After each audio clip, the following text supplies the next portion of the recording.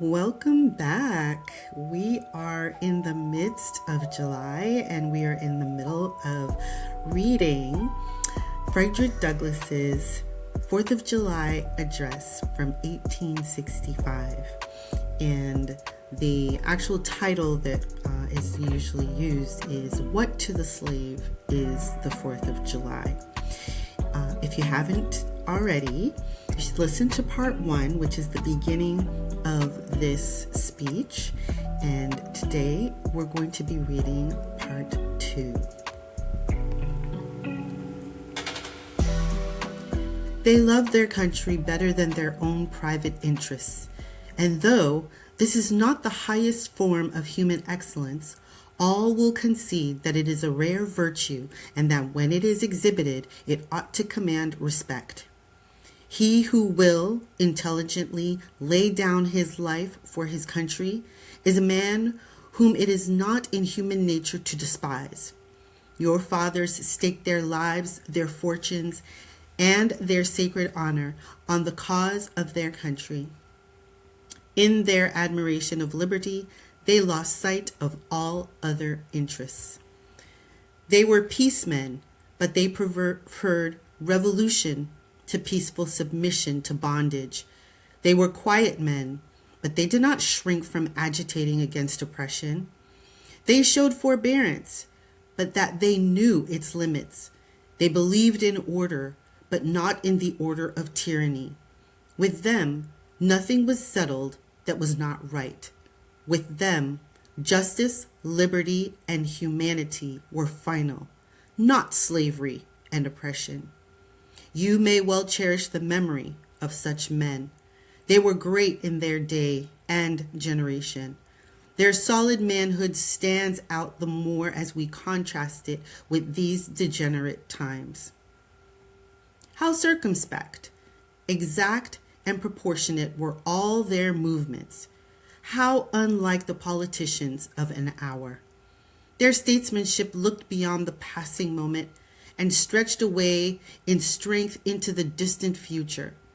They seized upon eternal principles and set a glorious example in their defense. Mark them. Fully appreciating the hardships to be encountered, firmly believing in the right of their cause, honorably inviting the scrutiny of an onlooking world, reverently appealing to heaven to attest their sincerity, soundly comprehending the solemn responsibility they were about to assume, wisely measuring the terrible odds against them, your fathers, the fathers of this republic, did most deliberately, under the inspiration of a glorious patriotism and with a sublime faith in the great principles of justice and freedom, lay deep the cornerstone of the national superstructure which has risen and still rises in grandeur around you. Of this fundamental work, this day is the anniversary. Our eyes are met with demonstrations of joyous enthusiasm. Banners and pennants wave exultingly on the breeze. The din of business, too, is hushed. Even Mammon seems to have quitted his grasp on this day. The ear-piercing fife and the stirring drum unite their accents with the ascending peal of 1,000 church bells. Prayers are made, hymns are sung, and sermons are preached in honor of this day, while the quick martial tramp of a great and multitudinous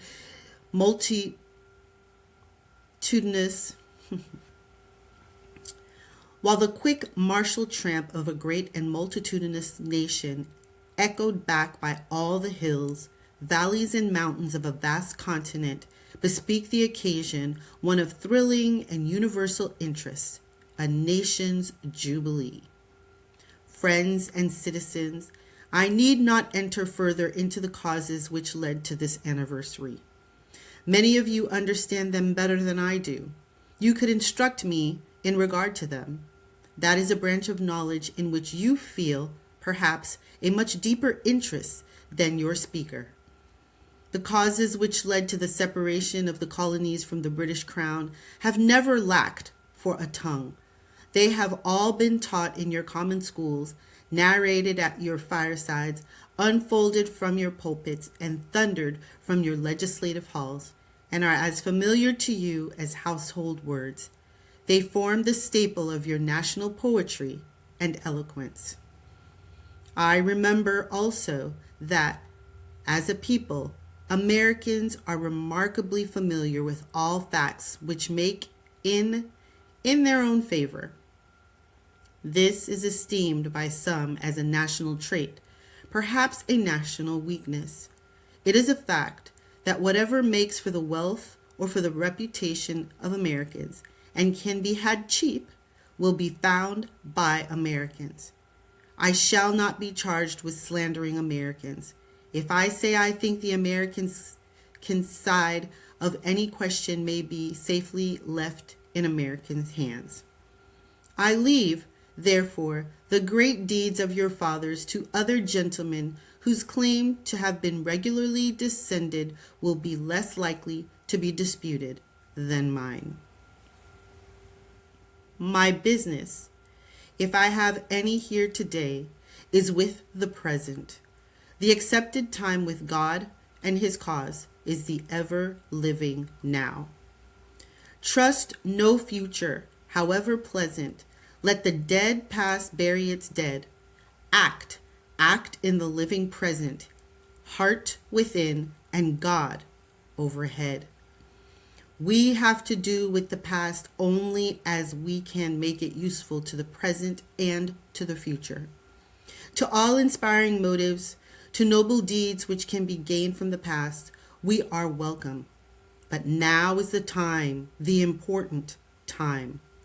Your fathers have lived, died, and have done their work, and have done much of it well. You live and must die, and you must do your work. You have no right to enjoy a child's share in the labor of your fathers, unless your children are to be blessed by your labors. You have no right to wear out and waste the hard-earned fame of your fathers to cover your indolence. Sidney Smith tells us that men seldom eulogize. Sidney Smith tells us that men seldom eulogize the wisdom and virtues of their fathers, but to excuse some folly or wickedness of their own. This truth is not a doubtful one. There are illustrations of it near and remote, ancient and modern. It was fashionable hundreds of years ago for the children of Jacob to boast, "We have Abraham to our father," when they had long lost Abraham's faith and spirit. That people contented themselves under the shadow of Abraham's great name while they repudiated the deeds which made his name great. Need I remind you that a similar thing is being done all over this country today?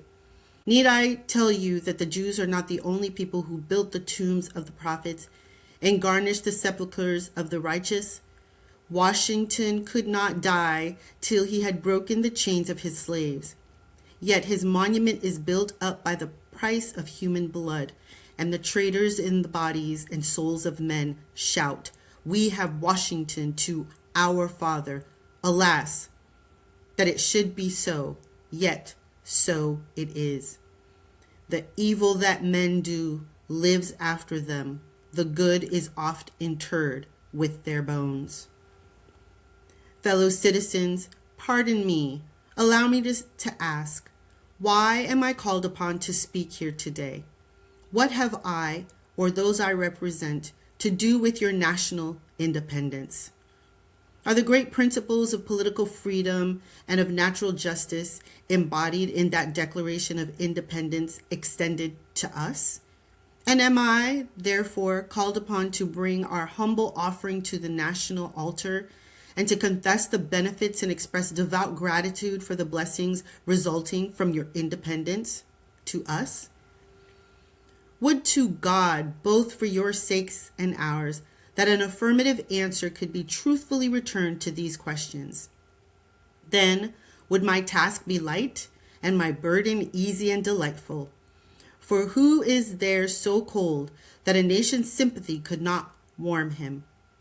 Who so obdurate and dead to the claims of gratitude that would not thankfully acknowledge such priceless benefits?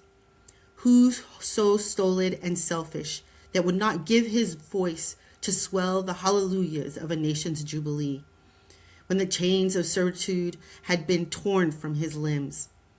I am not that man. In a case like that, the dumb might eloquently speak, and the lame man leap, as in heart. But such is not the state of the case.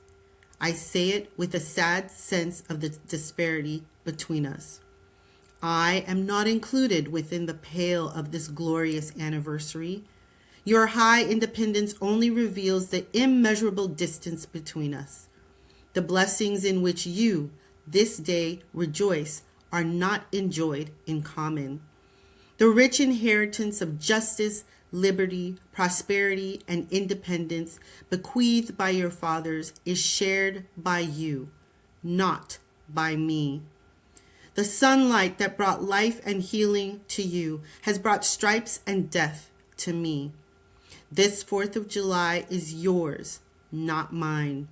You may rejoice, I must mourn.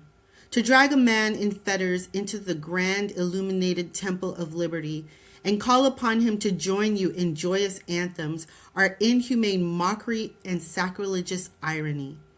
Do you mean, citizens, to mock me by asking me to speak today? If so, there's a parallel to your conduct. And let me warn you that it is dangerous to copy the example of a nation whose crimes, towering up to heaven, were thrown down by the breath of the Almighty, burying that nation in irrevocable ruin. I can today take up the plaintive lament of a peeled and woe-smitten people. By the rivers of Babylon, there we sat down. Yea, we wept when we remembered Zion. We hanged our harps upon the willows in the midst thereof. For there they had carried us away captive, required of us a song, and they who wasted us required of us mirth, saying, Sing us one of the songs of Zion. How can we sing the Lord's song in a strange land? If I forget thee, O Jerusalem, let my right hand forget her cunning. If I do not remember thee, let my tongue cleave to the roof of my mouth. Fellow citizens, above your national tumultuous joy, I hear the mournful wails of millions, whose chains, heavy and grievous yesterday, are today rendered more intolerable by the jubilee shouts that reach them. If I do forget, if I do not faithfully remember those bleeding children of sorrow this day, may my right hand forget her cunning, and may my tongue cleave to the roof of my mouth. To forget them, to pass lightly over their wrongs, and to chime in with the popular theme would be treason most scandalous and shocking, and would make me a reproach before God and the world. My subject, then, fellow citizens, is American slavery. I shall see this day and its popular characteristics from the slave's point of view. Standing there, identified with the American bondman, making his wrongs mine, I do not hesitate to declare with all my soul that the character and conduct of this nation never looked blacker to me than on this 4th of July. Whether we turn to the declarations of the past or to the professions of the present, the conduct of the nation seems equally hideous and revolting. America is false to the past, false to the present, and solemnly binds herself to be false to the future. Standing with God and the crushed and bleeding slave on this occasion, I will, in the name of humanity which is outraged, in the name of liberty which is fettered, in the name of the Constitution and the Bible which are disregarded and trampled upon, dare to call in question and to denounce with all the emphasis I can command everything that serves to perpetuate slavery, the great sin and shame of America. I will not equivocate. I will not excuse. I will use the severest language I can command and yet not one word shall escape me that any man whose judgment is not blinded by prejudice, or who is not at heart a slaveholder, shall not confess to be right and just. But I fancy I hear one of my audience say, it is just this circumstance that you and your brother abolitionists fail to make a favorable impression on the public mind. Would you argue more and denounce less? Would you persuade more and rebuke less? Your cause would be much more likely to succeed. But I submit, were all this plain, there is nothing to be argued. What point in the anti-slavery creed would you have me argue? On what branch of the subject do the people of this country need light? Must I undertake to prove that the slave is a man? That point is conceded already. Nobody doubts it. The slaveholders themselves acknowledge it in the enactment of laws for their government. They acknowledge it when they punish disobedience on the part of the slave. There are 22 crimes in the state of Virginia which, if committed by a black man, no matter how ignorant he be, subject him to the punishment of death, while only 2 of the same crimes will subject a white man to the like punishment. What is this but the acknowledgement that the slave is a moral, intellectual, and responsible being? The manhood of the slave is conceded. It is admitted in the fact that Southern statute books are covered with enactments forbidding, under severe fines and penalties, the teaching of the slave to read or to write. When you can point to any such laws in reference to the beasts of the field, then I may consent to argue the manhood of the slave. When the dogs in your streets, when the fowls of the air, when the cattle on your hills, when the fish of the sea and the reptiles that crawl shall be unable to distinguish the slave from a brute, then will I argue with you that the slave is a man. For the present, it is enough to affirm the equal manhood of the Negro race.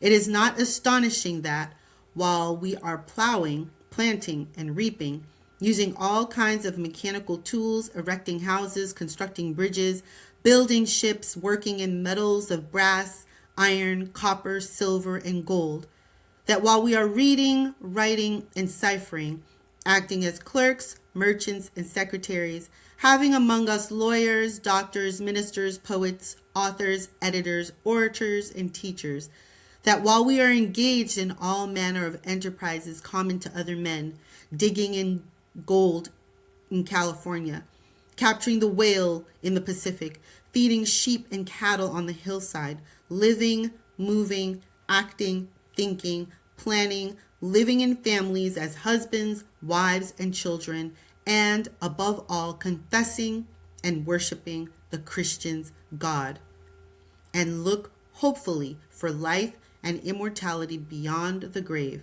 we are called upon to prove that we are men. Would you have me argue that man is entitled to liberty, that he is the rightful owner of his own body? You have already declared it. Must I argue the wrongfulness of slavery? Is that a question for Republicans? Is it to be settled by the rules of logic and argumentation as a matter beset with great difficulty, involving a doubtful application of the principle of justice hard to be understood? How should I look today in the presence of Americans, dividing and subdividing a discourse to show that men have a natural right to freedom, speaking of it relatively and positively, negatively and affirmatively? To do so would be to make myself ridiculous and to offer an insult to your understanding. There is not a man beneath the canopy of heaven that does not know that slavery is wrong for him. What am I to argue that it is wrong to make men brutes, to rob them of their liberty, to work them without wages, to keep them ignorant of their relations to their fellow men, to beat them with sticks, to flay their flesh with the lash, to load their limbs with irons, to hunt them with dogs, to sell them at auction, to sunder their families, to knock out their teeth, to burn their flesh, to starve them into obedience and submission to their masters? Must I argue that a system thus marked with blood and stained with pollution is wrong? No, I will not. I have better employment for my time and strength than such arguments would imply. What then remains to be argued? Is it that slavery is not divine? That God did not establish it? That our doctors of divinity are mistaken? There is blasphemy in the thought. That which is inhuman cannot be divine. Who can reason on such a proposition? They that can may, I cannot. The time for such argument is past. At a time like this, scorching irony, not convincing argument, is needed. Oh, had I the ability and could I reach the nation's ear, I would today pour out a fiery stream of biting ridicule, blasting reproach, weathering sarcasm, and stern rebuke. For it is not light that is needed, but fire. It is not the gentle shower, but thunder. We need the storm, the whirlwind, and the earthquake. The feeling of the nation must be quickened. The conscience of the nation must be roused. The propriety of the nation must be startled. The hypocrisy of the nation must be exposed. And its crimes against God and man must be proclaimed and denounced. What to the American slave is your 4th of July? I answer, a day that reveals to him more than all other days in the year the gross injustice and cruelty to which he is the constant victim. To him, your celebration is a sham, your boasted liberty an unholy license, your national greatness swelling vanity. Your sounds of rejoicing are empty and heartless. Your denunciations of tyrants, brass-fronted impudence. Your shouts of liberty and equality, hollow mockery. Your prayers and hymns, your sermons and thanksgivings, with all your religious parade and solemnity, are to him mere bombast, fraud, deception, impiety, and hypocrisy. A thin veil to cover up crimes which would disgrace a nation of savages. There is not a nation on the earth guilty of practices more shocking and bloody than are the people of these United States at this very hour. Go where you may, search where you will, roam through all the monarchies and despotisms of the old world, travel through South America, search out every abuse, and when you have found the last, lay your facts by the side of the everyday practices of this nation, and you will say to me that for revolting barbarity and shameless hypocrisy, America reigns without a rival. That is the end of part 2. Come back next week for part 3. Thanks for being here.